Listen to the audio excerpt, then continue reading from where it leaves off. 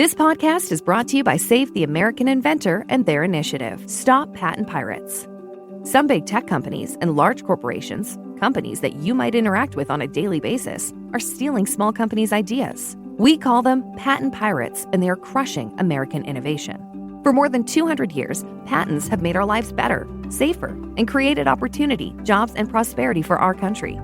Too often, these big organizations are infringing on American inventors' patents in deliberate and damaging ways, using their ideas without permission or payment. We need to protect these inventors because when we do, we are protecting American innovation. The weakening of patent rights in the U.S. in recent years poses a significant threat to our nation's innovation economy. Let's restore strong patent protections for inventors to ensure our patent system continues to serve as an economic engine. You can help stop patent pirates. Go to SaveTheInventor.com to learn how you can participate. For Ogilvy and IKEA, this is a 30-second stereo radio spot titled Balance Sounds Good, code number YIKA0982. You're listening to the soothing sounds of work-life balance. Now close your eyes and imagine all your color-coordinated folders. You lean back with lumbar support, and you put it all away and make the long commute to quiet. Work disappears behind the curtains. All you can think about is your pillow and a good day that ended with good night. Energize your home office and create the bedroom escape of your dreams at IKEA. You're listening to the Vox Media Podcast Network.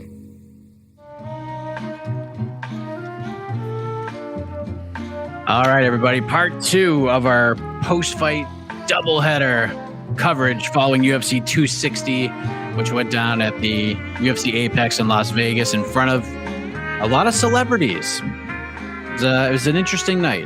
But we have a new heavyweight champion of the world, Francis Ngannou. We just heard from him reacting to the big win. What could be next for him? Is it John Jones? Is it Derek Lewis? Could it be the trilogy fight with Stipe Miocic? Everyone seems to want John Jones. I want John Jones. I'm excited for it. We'll see what happens. But in the meantime, we're here to react to this event with all of you. We had the People's Pre-Fight Show. Now we're going to do the People's Post-Fight Show. So you guys had a lot of questions, a lot of comments during the press conference stream. So we're going to address all of those things right now. And we got the whole trio here. I am Mike Heck. Alex K. Lee is with us. There he is. Hey. Hey. And on the ones and twos, Casey Leiden back. That was smooth. I hurt my neck. We're off to a great start.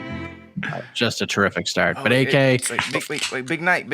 Opening a new can of seltzer. Got my LaCroix. Ooh. Everything's going good. There you go. 0 calories. Good for you, my friend.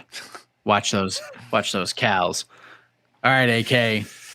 You've been waiting patiently to give your thoughts on the brand new heavyweight champion of the world. Your reaction to the main event of UFC 260. How nice, guys, is it to have a huge UFC title fight and without controversy, clean finish, no weird illegal blows, no issues with the stoppage.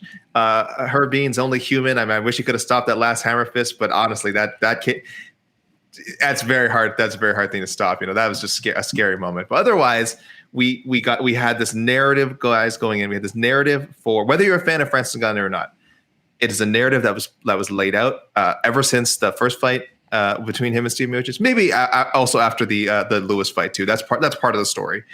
This guy battles his way back, looks all the world like he has what it takes to be the world champion, and just has to prove it, and does it in just incredible fashion. Not just getting the quick knockout, but both getting the quick knockout and answering the questions about but has he improved his wrestling? And he showed us just a little bit of wrestling, just a little bit of grappling. He looks fantastic. Stipe, a great champion, going out on his shield, as they say.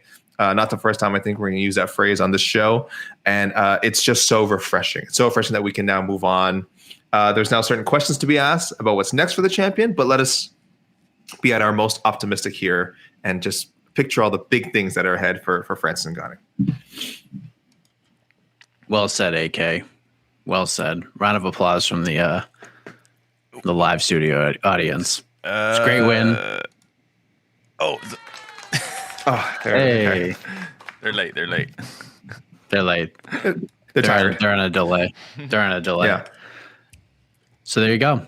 Brand new champion, Francis Ngannou, just the scariest guy in the octagon and just the sweetest guy outside of it. I mean, just at that press conference, just answering the questions, so calm, cool, collected. Just want to go home, reflect. I'm not calling on anybody. The UFC makes the final decisions. I mean, just a company guy right there. It's like watching Bull Durham, you know, when he's like, what should I say at these press conferences? Got to do what's best for the team. Francis up there, just so calm and kind. It's such a scary man. Won't somebody think of the children? You know, we always say, won't somebody think of the children? You know, always think about the children. Francis Ngannou, our new UFC heavyweight champion, is thinking about the children, wanting to give them something that they can aspire to and follow your dreams, kids. Follow your dreams.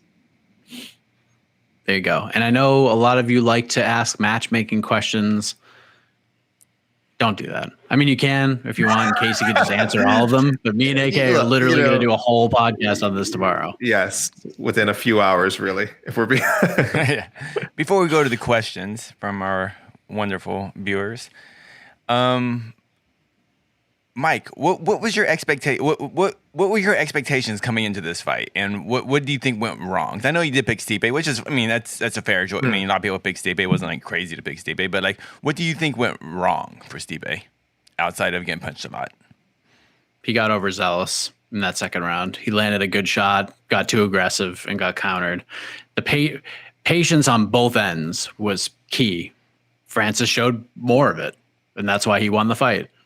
That's, yeah. I mean, when it comes to like how I thought the fight was going to play out, yeah, I picked Stipe to win, but the way the first round played out, and even like the second round until the finish, is exactly how I saw it playing out. Like Stipe was going to have to overcome a lot.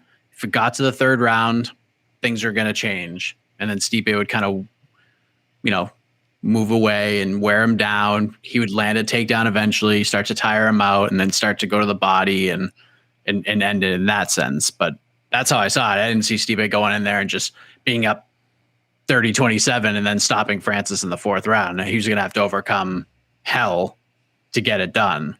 And he was doing okay. He weathered an early storm in the first round. The takedown, I was surprised to see him shoot so quickly early. And then he got stuffed and almost got stopped. It was a bad takedown attempt. It was. I mean, it looked desperate. And yeah.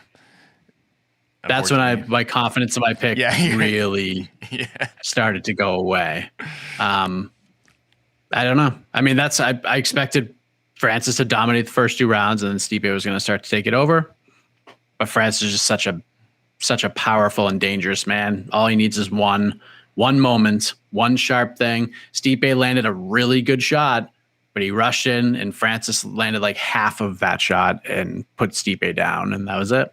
So. Yeah, kudos to him. I was kind of shocked when Stipe did get hurt in that second round. He just got really discombobulated in the head because once he got hurt, he just kind of panicked and actually charged in and was like, "Oh, I'm going to punch you harder." It was like, that is just, once you get touched by Stipe, you just get the heck out of there. We didn't talk about this, but on the DC and Rogan, I thought a good point they were making. They did say the small cage will be a big factor in this fight, and I believe it was. And I believe it's definitely in Francis' advantage. Did you see that? Did you feel that? Like, if it was the big 30-foot cage, I feel like Stipe, because I think we all expected that Stipe he'll have to kind of go through hell to get to that tired version of Francis that he would need to defeat. There was just not enough room for Stipe to run, to be honest. Did you sense that the small cage was not to Stipe's advantage tonight? The walls are closing. It had to make a difference. It had to make a difference. I know Dana White has said he doesn't feel it makes a difference. I know there's actually been numbers that kind of have shown that it doesn't make like a huge difference. But I mean, in this case, when you're talking about heavyweights and you're talking about, you know, we actually have a direct comparison. We saw how their first fight went in the normal size cage, and then how it went in the Apex cage. Yeah, it had to make a difference. It's not the only reason. Again, I think this version of Ngannou probably can do the same thing. Maybe it wouldn't have happened in the second round. Maybe it would have taken longer. But yeah, I think it, as Mike just said, it kind of helped the walls close in just a little bit quicker on Stipe Miocic, and you need all the room you can get if you're going to dance with Francis Ngannou. It just had to feel super claustrophobic in there for Stipe. Once you got hurt, like you just can't back up and angle out and just keep kind of circling out. Because remember, with a small cage too, not only is it smaller, but the angles are actually a bit sharper too. So it's even easier to corner someone. So no, I just thought that was definitely it worked. I mean, it was good for Stipe, good for Francis, bad for Stipe. But oof. I can't imagine what it's like just having to face Ngannou again. I know. Again, Stipe Miocic isn't us. He's a pro fighter. He's not afraid of anybody. But boy, to go 5 rounds with that behemoth and win and a hard-earned win, that first fight, hard-earned win, and then to have to do it again 3 years later. Honestly, it just seems it'd be like going to war twice. You know what I mean? It'd be like surviving a tour. Honestly, surviving a tour of duty. Pick a horrible war and surviving a tour of duty in that war 2 years, and then a few years later saying, "Guess what? The war is still going on, and we need you to go back out there. We know you barely made it out last time. You got it." I don't know how he does it. Again, it's on the other hand, hey, that's why he's a great champion. Still, probably as of today, I would still say the greatest heavyweight of all time. We'll see what Ngannou does with his run. Right now, Miocic is the greatest heavyweight of all time, and that's why he agrees to do these kind of things. He could have retired after the Cormier fight, maybe, right? But look, he has his reasons for wanting to fight, and there's no shame in it. And like we said, he had his moments. He had his moments in this one. He just got beat by a guy who is now pound for pound looks like one of the best fighters in the world. As Francis, like I threw this out on Twitter, and I can't recall a time. Has Francis ever been in danger in a fight?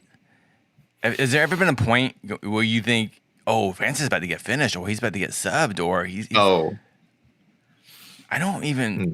Nah, that's what's wild about him. Either I can't think of that really for any fighter. Maybe no. John Jones has been hurt. He's been rocked. Maybe Habib. Habib was never really in danger. Barely. Yeah. I mean, one moment where Michael Johnson tagged him with a combo and everyone freaked out and was like, "Oh my gosh, his weakness is striking." And anyone was striking it is literally the smallest slip that he got after getting punched. Yeah, that was commentary related. Yeah. Where everyone freaked out. He's hurt. He's hurt. Yeah, he's hurt. I really think the dominance of Francis is really being understated here, because that's why Stipe's heavyweight run was so impressive. It's because they're heavyweights. They can all knock each other out. Anyone, essentially the worst UFC heavyweight can knock out the best heavyweight, and because everyone hits hard, But Stipe just seems, maybe you can grind him out and get him tired and just win a decision, but he feels invincible in there as far as actually finishing that man and truly hurting him. You can slow him down maybe and contain him, but I just have a hard time seeing anyone beating him. I mean, but I've been really high on Francis for a while. I thought as soon as 220 was over when they fought the first time, I was like, okay, Stipe won that fight, but Francis is going to win the rematch. I was very confident that moment. But yeah, it's kind of cool. Got to finally see it.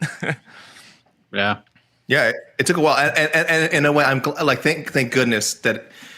I think a lot of us maybe would like to see the rematch a little bit sooner, but these things usually happen so quickly that it was nice that we got to see him climb his way back, clearly develop, clearly mature, almost right in front of our eyes. Again, we didn't get to see the expansion of the skill set until tonight, but yes, in this age where they give rematches after either where they give title fights off of losses, rematches off of fast finishes for no reason.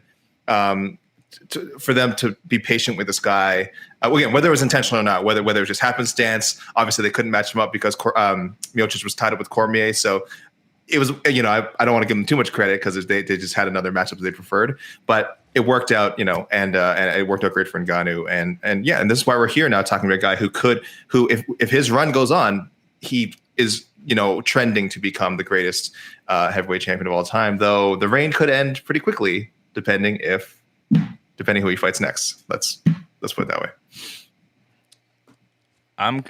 I'm crazy. I'm going to say it out loud, but I think Derek Lewis has a better shot at beating Francis than John Jones. I'm just gonna say You're not the only one. You're not the only one who said that. Oh, is that not okay? Is that not a crazy thought? Yeah. I think I don't know.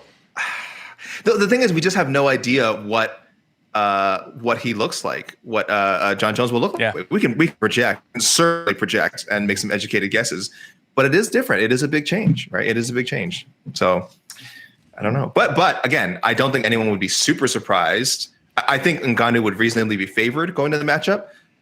But John Jones is, depending how you view, of course, his history of drug test failures, is like the greatest fighter of all time. So if he can bulk up properly, if he can get up to a reasonable size, and fight the way he's fought at his best, I don't think anyone would say, "Oh my gosh, it's a shocker he beat Francis Ngannou." It's like, no, the best version of John Jones should be a good matchup for him. But at the same time, I think Ngannou will be favored, and I'll certainly be picking Ngannou. What's the best version of John Jones? Wait. Boy, that would be. That's the problem. I have to go back some. I mean, maybe the Gustafsson rematch, but I kind of thought Gustafsson. Yeah, that was great. That's not the same Gustafsson though that fought him the first time. I mean, it's crazy. I think we're looking at maybe. Yeah, I mean, look from the second Gustafsson fight, even the Daniel Cormier fight. But again, these are. We do have to take into account he did fail drug tests for the second Cormier fight, and yes, it's certainly worth mentioning. So I mean, when I say the best version of John Jones, people might just want to roll their eyes and scoff and say, "Oh, we know what the best version of John Jones looks like, and we know why that best version existed." And it's unfortunate, and that's fair. That's fair. You need foils, motivations, and perhaps some fear. And I think Francis Ngannou checks off all those boxes for John Jones. So maybe this is what he needs. Maybe he needs that test. He needs to feel like he's going to be challenged. Because I don't think he felt like he was going to be challenged in the Anthony Smith fight. I don't even feel like he thought he was going to be challenged in the Thiago Santos fight. Maybe the Dominic Reyes fight, but I feel like he woke up that morning, thought he was just going to run right through Dominic Reyes. I don't think he's going to wake up that morning and be like, I am just going to run through Francis Ngannou. He's going to wake up and say, I need to be on my P's and Q's or I'm going to sleep. And maybe that's where he's at his best. I am so curious to how, if that fight gets booked, that we all hope it gets booked. I'm really curious how John, we know how Francis is going to approach the fight. You know, Francis, he's a sportsman. Like, John's a good fighter. This is the next fight. I'm a champion. We're going to do this. But John, like, what angle is John going to go at this? It's like, oh, these heavyweights are slow. They can't punch. They're not ready for my power. Like, is this going to be a super cocky John Jones? Or is this going to be like, I don't know. Like, I'm super curious. This is new territory. This is fun. This is why this matchup has to be made, right? When you have this many questions, the only answer is in the cage. We all want to see it made. Okay, so just one second. Could we change? Do you have control over the Periscope stream? Yeah. What's happening? It says guest fighters. Oh, I think it's that is weird. Change the post fight show. Ah, no worries. While you're if you can tweak that, I'll read out this comment. Someone was asking, were the refs bad tonight? I didn't think the refs were. The one weird one was the Mark Smith, of course, how he handled the O'Malley Almeida situation. I didn't think him not stopping the fight the first time was that bad. Not acknowledging the first walk off. I thought that was okay because Almeida, was put on his butt for sure, and it wouldn't have been a bad stoppage. I mean, you could have waved it off there, though. I'm sure Almeida's side would have protested. Definitely in the third round when Almeida got rocked again and kind of did like a full barrel roll into the middle of the cage. You definitely probably could have saved him that extra punch. So I will say it was a little questionable for Mark Smith, but not the worst I've seen from a referee. And I don't think. And then I think this person also mentioned Herb Dean maybe not getting in quickly enough to stop that hammer fist. But no. This question goes to one referee and one referee only. Like Jaron Mark Valleau? Smith, correct. That guy. Come what on, happened dude. in that first? That was so long ago now. I remember. What were we talking about? He did something really stupid. What was it? Oh, is it the mouthpiece thing? First, the mouthpiece thing was part of it. Oh, that was just accidentally. He tripped him. Then he accidentally trips a fighter. Puts him on that's his not back. good. Yeah. And then Marc-Andre Barrio gets on top of him. In mount and beats 6 shades of stuff out of him, over and over again. It was like it was like 3 extra minutes of unnecessary punishment. And then he goes, you know what? There's 3 seconds left in the fight. Let's stop it now. Why didn't you stop it a minute and a half ago? What are you doing? Like, just if you're gonna let it go this long, just let the man survive for the last 3 seconds. I mean, why would you wait that long and then stop it then? The timing was a bit odd. Casey, I think I saw you mention though on Twitter, you didn't hate that he let that fight go on a little more. Actually, I didn't hate it because right. What was the guy that lost? As how do you say his name? The guy that lost. Azaitar. Unfortunately for Azaitar, like the problem was he was actually still like it was a bit of that Calvin Kattar situation. Like every time you thought he should stop the fight, he would still defend himself properly. He was moving. He was getting out of the way. But then I don't even know the fighter's name. I can't. It was so long ago. The guy that won. He just kind of he never got too crazy. He never lost position, and it could have been stopped. I don't mind it not being stopped. I thought I understand the optics looked ugly, you know, because especially his head rocked back a couple of times. But I'm okay with it. I get it. He was like mostly done heading into that third round. Like he was already like in he was gassed. Trouble. Yeah. The referee has to recognize that. Yeah, the referee has to recognize that for sure. So I didn't hate it, but I understand the issue of it.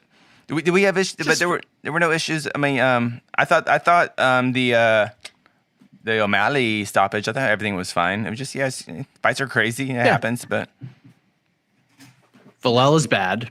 Other than that, I didn't think it was that egregious. The tripping of the fighter. Okay, that seems like bad. What he dropped his. Okay, everything was kind of weird because he did his mouthpiece. That was the fight, right? Where his mouthpiece just fell out. That was it. Yeah. And he just kind of bent over. And I think the ref thought he was knocked out, but then he realized, I think he was about to stop the fight. Because that's to me, I thought, I didn't even see the mouthpiece thing. I thought he was like, just like, he got hit and he was just like, just wobbled. I think the ref was trying to stop the fight then. And then he goes, oh, wait a minute, you're just bending over for like, he pulled a Bisbing. Anderson Silva, like, hey, my mouthpiece, you know? He tried to call a timeout. He's like, hold on 1 second, let me go pick one of these. Yeah. Casey, I'm seeing 2 streams now. I'm seeing 2 streams now on our. What are you talking? Did no one delete the last one? I thought someone deleted the last one. No, I'm seeing 2 streams now, and then so the link, and it's like it's a different link now. But yeah, I'll admit. Look. I thought that Abu Azaitar was. I thought he was rocked. It was a very weird angle. Like I thought he was rocked, and then when they showed the replay, I was like, oh, like I didn't even see. Like, did Barrio even hit him with anything? And then I saw the Jaron Villel trip, and I was like, oh, Jaron, you've really made a meal out of this one, Jaron. You've really made a meal out of this one. So but I outside of that, in the very first fight of the night, again, Mark Smith probably a little more decisive at the end of the O'Malley Almeida fight, and Herb Dean maybe slightly out of place, but when you're doing a heavyweight fight, that kind of like movement with like the way Ngannou and Miocic are moving in there, I don't think I think it's impossible to not occasionally be caught in the wrong position. So we're very critical of Herb Dean usually, and I would have loved if he could have saved Miocic from that very, very, very scary post KO hammer fit. Like that's one of those shots when you watch it in slow motion over and over again, you're just gonna wince and cringe and just be scared for Miocic's long-term health. That's how scary that hammer fist was. Completely unprotected shot. But I can't blame Herb Dean for it. I think he was shouting, calling off the fight. If you're Ngannou, you're not hearing any of that. You're in the middle of this finishing flurry. And yeah, so he was maybe a little opposition, but he dove in as soon as he could. So I don't blame Herb Dean for that one. But yeah, other than Jaron Villel, I thought it was a good judging. I thought was pretty good too, Mike. I don't know. How did you feel about all the judging? I actually thought they did all right. Yeah, we had a couple. I know what we're going to talk about. We had a couple of minor controversies. There was nothing that would necessitate a robbery review. I'll put it that way. I thought Modestas Bukauskas won. Mm-hmm. I thought too much was put on Oleg Zaitchuk just moving forward. Like it was all about the pressure. Like Bukauskas was landing way more. Well, there was a double problem. So I thought Zaitchuk also landed the bigger shots. So that's why I scored it for What's the how do Olejchik? Wait, say how Buffer said it. Help me. What did Oh my God, that was. He said check. He just like went check like 4 I was times still in a row. reeling from Barryu. I was still reeling from Marc-Andre Barryu. That one hurt me.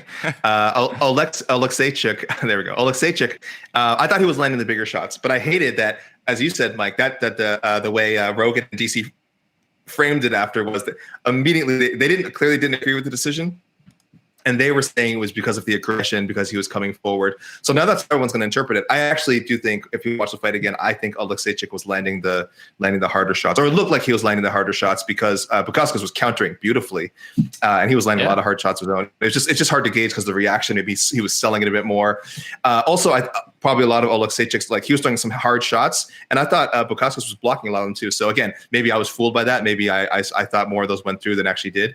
But yeah, it was very close. The other controversy was the 30-27s for Jillian Robertson. Which Brandon Maverick, excuse me, which I had no issue with. I thought the round 2 was such a clear round for Robertson. That's what a lot of people said. Absolutely clear round, to the point where if the submission was in a little deeper, she had such control over Maverick that entire round. Outside the last maybe 15 seconds, I thought it was like if you had a half point round, it'd be like a 10, 8 and a half. And I was like, what? I was like, for me, the difference would have been if she had thrown in a little bit of ground and pound, if she had thrown in some damage, because for me, it's like, so I'm starting to really strictly kind of look at fights through the official, unified rules of scoring, and like damage takes precedence over everything.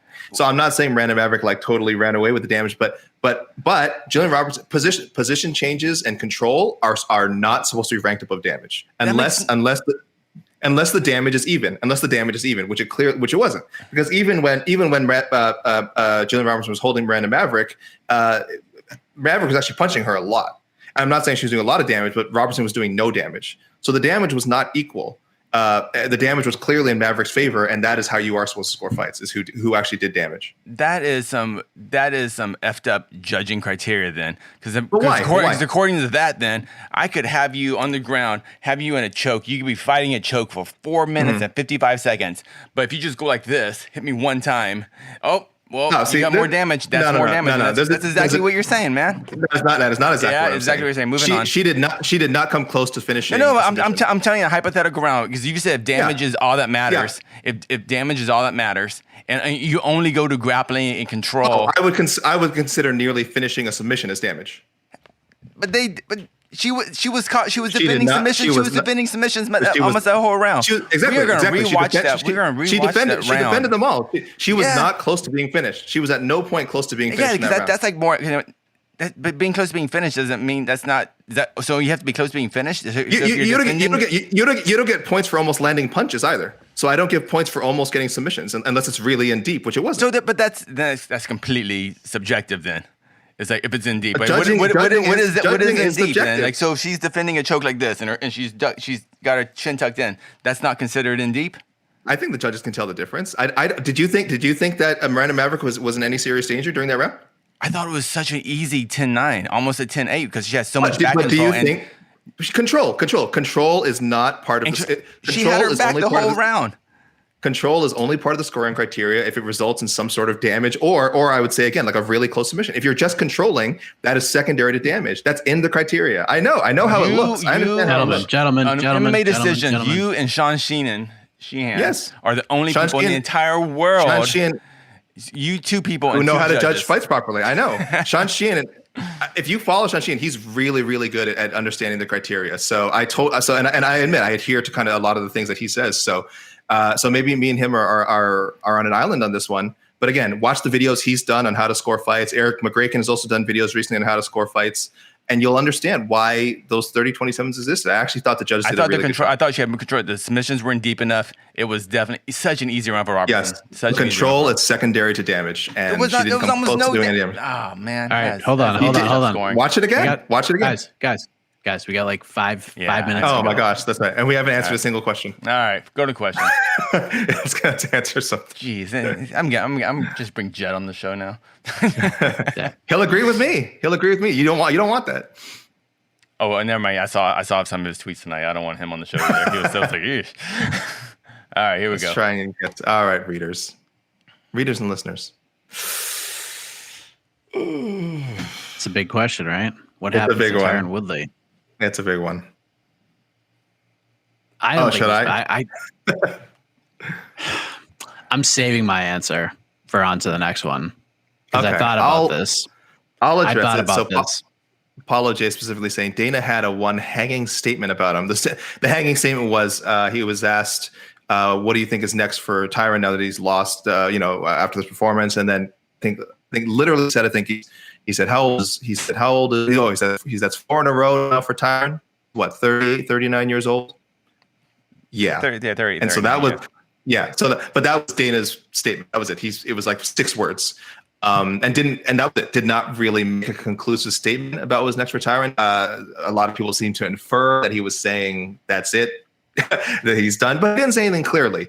I think it'll come down to sort of what we discussed a lot earlier in the week of like, we'll see how much of a pay cut Tyron might be willing to take, because for the right price, I'm sure Dana White will be happy to use Woodley's reputation and name to sell a fight and possibly boost up another fighter. I don't know, but I'm of the camp. I do think he gets another UFC fight, but he's a big ticket item, and if the UFC was going to cut him, I mean, now it would make a lot of sense. Apparently, it was his last fight under his contract too, so not technically a cut, but yeah, same thing.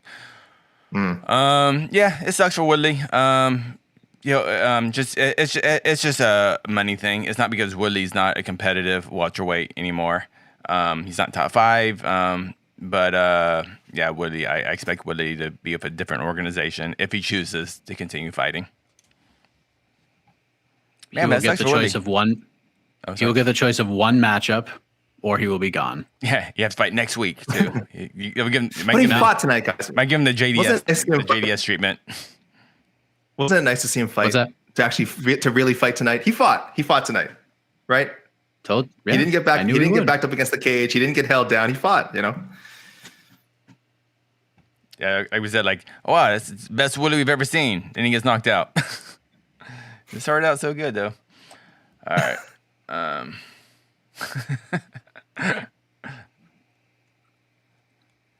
Yeah, there we go. Yeah. Thank you, thank you, guest fighters, for joining us. I don't know what happened. That was like an old one. I don't know what happened.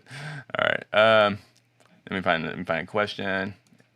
While you're doing that, someone is saying, I value damage more with control, but I scored Cejudo versus DJ2 for Cejudo because all I did was land DJ. Yes, because DJ did no damage and Cejudo didn't do any damage, so you go to control as the secondary score. Thank you for commenting. Okay, sorry, Mike, go ahead. Would Stipe even want a rematch? I mean, I would rather work my confidence up against others first. I mean, I would say Stipe would probably want the rematch. Not tomorrow or anytime soon. Maybe not this year. I mean, every fighter is going to publicly say they want the rematch. I don't know if Stipe really wants the rematch, but I'm sure he does, actually. I mean, big payday. If he's got like one more left, that's the fight he'd probably want, right? Yeah. Well, he has a lot. Yeah, we're getting close. We're getting close. No matter what he says, we're getting close. If Stipe doesn't get the rematch, what does he need to do to earn the rematch? I think it's just one win away. Derek Lewis. I would Derek Lewis, right? We haven't seen that fight. They both guys have fought everybody except each other. Yeah. I think. He could also just be, again, sort of as White alluded to today. Like he said, I have other heavyweights who want to take this fight, John Jones. So if for some reason John Jones prices himself out and Derek Lewis prices himself out, which I can't imagine he would. But if that happens, then it's like, hey, Stipe, come on down and get your immediate rematch. I think we should change the language. We keep saying the fighter prices himself out. I think that really puts the blame on the fighter. I think we should say if the UFC pays the fighter their worth. Yes. Because or in this case, refuses to pay. To pay this guy. Refuses. To, you're right. That's a better way. That's because I feel like every time we're saying that, we're kind of blaming the fighter. Because I know we're on the same page here, but I just All right, we'll take one more question.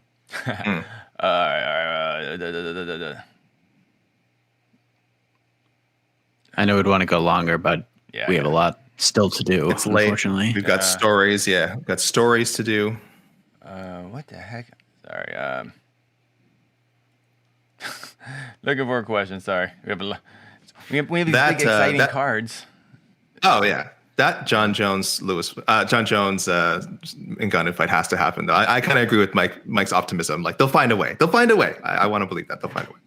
This is the fight. You have to make it. Do you think Stipe should have retired after the Cormier trilogy fight? Stipe had the opportunity of retiring on top. Miocic is still the GOAT, but this loss stings. I don't know. I think that's so tough to answer those kinds of questions, because we're not these people. We don't know where the motivation comes from. No idea. And he looked pretty damn good in those last two Cormier fights. I thought the whole last. I don't even count Stipe DC3 as a real fight. I thought there should have been a no contest due to all the dang eye pokes that the refs never saw that we clearly saw. Dude, DC had to go to the freaking hospital. He didn't even have time. He couldn't even do a retirement. Like, hey, thanks everyone. I had a great time. Thank you, Dana. Thank you, Hunter. Blah, blah, blah. He had to go to the freaking hospital, make sure his eyeball works. So, I thought. So, and that's why I think Stipe shouldn't have retired that last fight because it was just marred by eye pokes, and it wasn't like I don't know. It'd been weird. I think Stipe. I think he wanted to go out on a clean win. A clean victory, but to answer this question, no. I mean, yeah, and look, I think for some of these fighters, even though they reach a certain point where they becoming, we're going on top becomes very important to them. I think Tyron Woodley said this week, he's like, I need to go out on top, something to that effect. I don't know. I think when you're not in a slump, when you're kind of cruising along and winning, then that last win isn't as important, because look, Stipe's had a lot of success outside of he lost to Cormier and that's it, right? And then other than that, he's had amazing success as a champion and the lead up to becoming a champion, and it feels good. I bet he seems to enjoy the process of training, of fighting and preparing. He seems to enjoy whatever the money that comes with it. Probably could be a bit higher, but he seems to enjoy it. So it's hard. It's hard when you, especially at his age. He's at the age when I think if he retires, that's it. I just don't see him coming back. So for a lot of fighters, that's.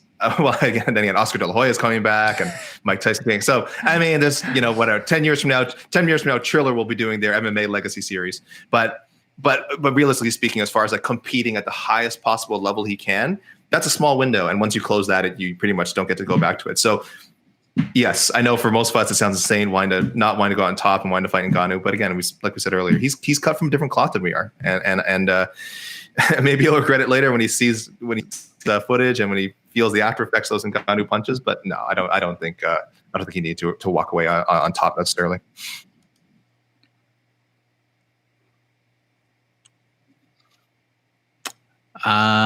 Ooh. I have my pick. You'll hear it tomorrow. Yeah. I'm not going to name names. You don't have to give a pick. It's not. Yeah. It's not a top 15 guy. Oh, okay. I can tell you that right now. I agree. But again, I think we had a similar question about who was it? So, someone last week, I think, or recently. I don't know, was it Yanez or something that we had a similar question? Are they ready for like a top 20 or something like that, or could they be? And it's not an indictment of O'Malley's skills. He looks say what you want about the kid's personality. He's such a fun fighter to watch. Man, he's just so exciting in there. He really captures the imagination, and that's what you want in a future star. It's just that top 15 is so deep in bantamweight. Yeah, it's really, really deep, and I think we already see a lot of matchups that are kind of seem to be materializing or close to materializing, and he just doesn't fit in there yet. Is he worthy of a top 15 opponent? Yes. Will he get a top 15 opponent next? I don't think so. I say just give him Frankie Edgar at home. What's wrong with running back O'Malley Vera? I think Dana made a great point. It's always there. It's there forever. Why go to it now? I think that heat's great. I think that's the one chance you can give. Not one chance, but right now, I think O'Malley Vera. There's enough heat behind that you could make that could main event a fight night. I don't think Vera wants that fight right now. I don't think he cares. He feels like he won. He beat him. He beat him. And he finished in the first round. He's not as hung up on it as O'Malley is. Let's put it that way. I don't see very much difference between that and we talked about this earlier, but the Primus Chandler kind of that fight and stuff. I'm kind of in the O'Malley camp on that one. You know, it's they're. Well, let's not forget. I get Windsor. I get Windsor wins. There's he gets a W. He gets double check. Sean O'Malley has that L now. I get that. It's official, but I do see O'Malley's thinking, okay, it was kind of a freakish kick. He hit a weird nerve. Like he said, like the one that knocked him out was like his toe or something. Like his foot hit the ankle and just hit that nerve. So I get. The problem is O'Malley says so many things when he actually does say something I think is correct. Like no one kind of listens because there's so much kind of other filler out there. It wasn't just one kick though. It was many kicks. Well, the one kick that started it, but he didn't. He just didn't go down from that. He actually went down from strikes, but without that foot there for him, it led to him getting more kicks and more punches and more elbows and everything. I get how it was finished, but it was all from that one injury earlier in the fight. Yeah. But it's also just Cheeto said many times he has no interest in taking that fight right now. Yeah. It doesn't make sense. There's also to take that fight a slight visual difference, which you mentioned before, which is like Cheeto at least got to throw in some ground and pound. Because remember, that fight is ruled a TKO, not due to injury. Like the official record is, and then the last image of the Chandler fight was him falling off the stool. So then force it, or sorry, no stool behind him and falling out of it. Yeah, so I know it's a little bit, but that was after the fight was stopped. The whole falling on the stool was after the fight was stopped. Mm-hmm. It wasn't in between rounds or anything. It was after the fight was stopped, and then Chandler was like going, "Why are you stopping the fight? I want to still fight. I can still fight." And then, I thought that's what led. I thought that's what led to the stoppage. It led to the humiliation. The fight was already stopped, and he was like complaining because if you watch again, the fight was already over. Yeah. And then I will say though, the ground and pound that Cheeto got to get him makes enough of a difference for people in people's minds. But ground and pound he got there because O'Malley only had one leg. But it was the ground and pound that stopped the fight. Officially, it was the ground and pound that stopped the fight. Yeah, but that's not that's not the story of the fight. So I think that are banned in the rematch. No. No leg kicks? No. I mean, what can he do? What else does the guy have to do to win the fight? That's why I don't know. I can't like. It was a freak spot. Like just one Primus. Primus is a very good fighter and for Bellator, but it hit Chandler in kind of a weird spot and it just deaded his leg. I mean, it's a legit win, but I think it's also room for a rematch. But this is not the first. But that is not the first time that's happened to O'Malley. That's the third time that's happened to O'Malley. So it's not like it was just a freakish thing that's only happened one time ever. It's happened a few times to him. So, which leads me to believe that Cheeto Vera had a good game plan. Him and his team, they knew where to land that kick. It wasn't. People may say it's a freak thing, but maybe it wasn't. Because I could see something that O'Malley's dealt with many times. I could see it happening again someday. It's just not, like you said, I don't think Cheeto would want to do it. Has any reason to want to do it now. And I don't know. I don't know if there's that much demand for it. Cheeto booked? Right now? No, he's not still yet, I don't think. His last fight was the loss to Aldo, correct? Am I missing a fight? Yeah. He wants to fight Moraes right now, I think. Moraes? Yes. Marlon. You know what, though? Yeah. Bantamweight is the best division in the world right now. So it doesn't matter. You can just throw him out against anyone. It's a cool fight. There's no bad matchup. But storyline wise, I think there's a story there and story sell. That's all. Yeah. We don't need to, but it's like we said, it's always there. Always there. Right now, yes. I say yes. All of them. I want them all. Pancakes. But French toast is the correct answer though. Really? I'm a waffle man. Casey. I'm gonna go French toast. Oh yeah, French toast. I'm changing mine to pancakes. Actually, I'm changing mine to pancakes. That's two for French toast. Weirdo. Whoa! This is like that random part in that movie Draft Day. That movie Draft Day where Kevin Costner calls a guy a pancake eating mother effer for some reason, and I'm like, whoa, what? Whoa, what was that? What was that need? That's all right. One last question. Let me find one quick one. One quick one. Yes. Real quick, so we can get out of here. It's better be good. I lied. Oh, well, that's a shame. Don't worry. We are going to be talking about this card for the next 5 days. Don't you worry. We went off on it. We have no event next weekend. Perfect question right here. A-side live chat later this week. A-side live chat. Mike, your show, What the Heck, will be out later this week. I'm sure we'll be talking and AK, we have to have a little meeting after we're done, because we're going to talk about maybe an unveiling of a show. Remember? Oh, I know what you're talking about. Yeah. We don't want no spoilers yet, but yeah.